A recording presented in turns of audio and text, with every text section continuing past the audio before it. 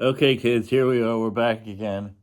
Apparently, we got a Mickey D's coffee here. Apparently, we have a new viewer in California who said that they like my high school story. So she asked, could you elaborate a little bit more? So I informed her, we were talking before on texting, that she goes, well, what did you learn in your high school career? I said, well, I learned more in a 3 minute record than I did at 12 years of school. And she goes, what do you mean by that? I said, well, what I learned in 12 years of high school was Bolivia exports tin. Now, if you're a regular viewer of the channel, you're well aware of that fact that you go to Glenrock Senior High School and Hamilton Grammar School, and of course St. Catherine's, you know at the end of those 12 years that they were not wasted because you did, in fact, learn that Bolivia does export tin. So she said, what else did you learn? So I learned Spanish because me and my good friend Scott Vanderbush, all the teacher would say to us was, Guillermo Esteban, scooching and repeaton and whatever. They told you really useful phrases in Spanish. Albondigas, meatballs. Ay caramba, se me olvidó el cuaderno. Holy crap, I forgot my notebook.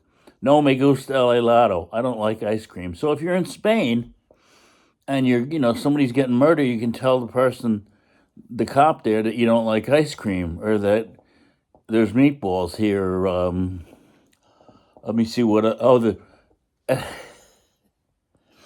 The discus is that's desk.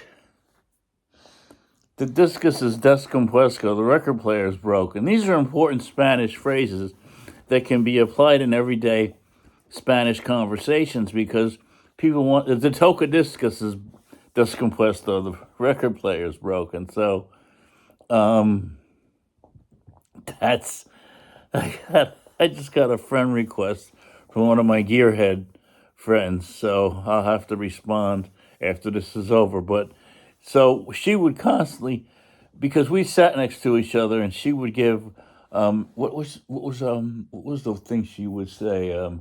Shit, it'll come to me. But anyway, he was Esteban, I was Guillermo. Guillermo Esteban.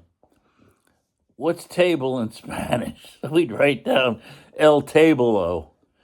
What's chair? Esteban, Esteban. What's chair? El Chero. So me and Scott were Esteban and Guillermo all the way through high school. I think even when we gonna attempt to throw Pete Monahan out the window, it was Esteban and Guillermo. Anyway, so but I told her that they didn't teach you how to balance a checkbook, didn't teach you how to change a spare tire, and didn't teach you any useful things that you use in later life, but you learned your least common denominator, which is you need to know that today.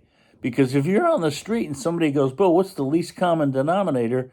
You can say, like, it's whatever the number is, you can pick it out of your head, and they'll probably buy it. And then if you go in for a job interview, they'll say, what's the least common denominator?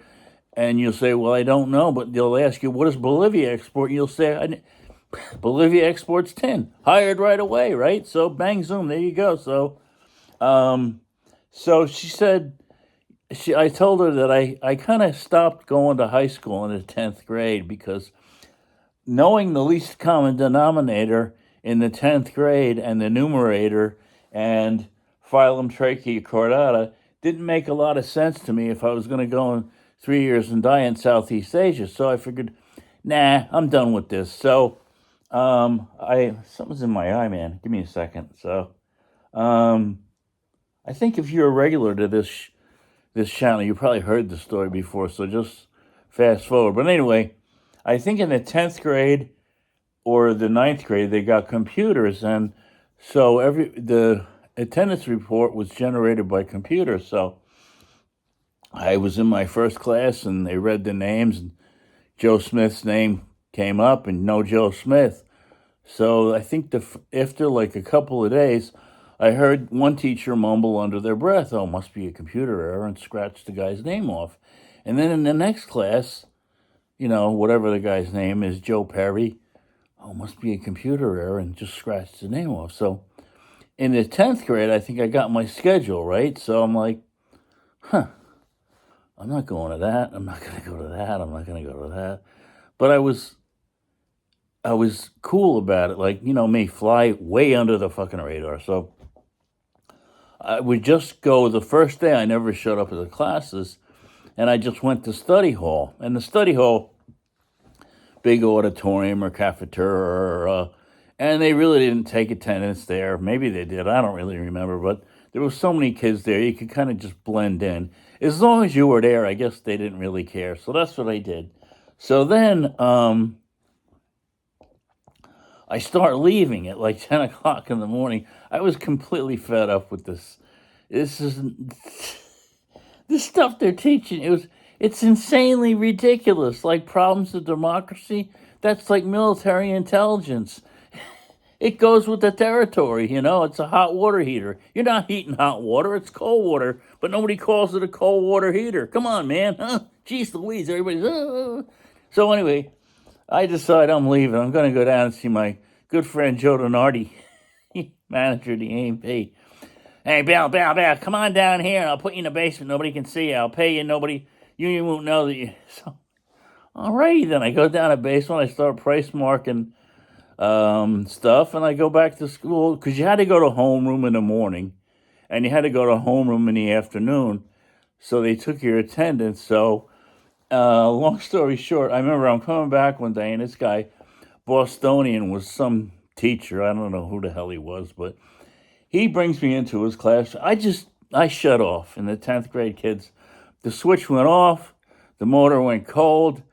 I didn't care anymore. I'm going to Southeast Asia in 3 years to get shot by some yellow guy that I don't know and I don't have a beef with. So anyway, Bostonian calls me into his room, and he's probably figuring that he's going to humiliate the shit out of me because he's going to yell and scream at me in front of the whole class. Water off a duck's back, kids.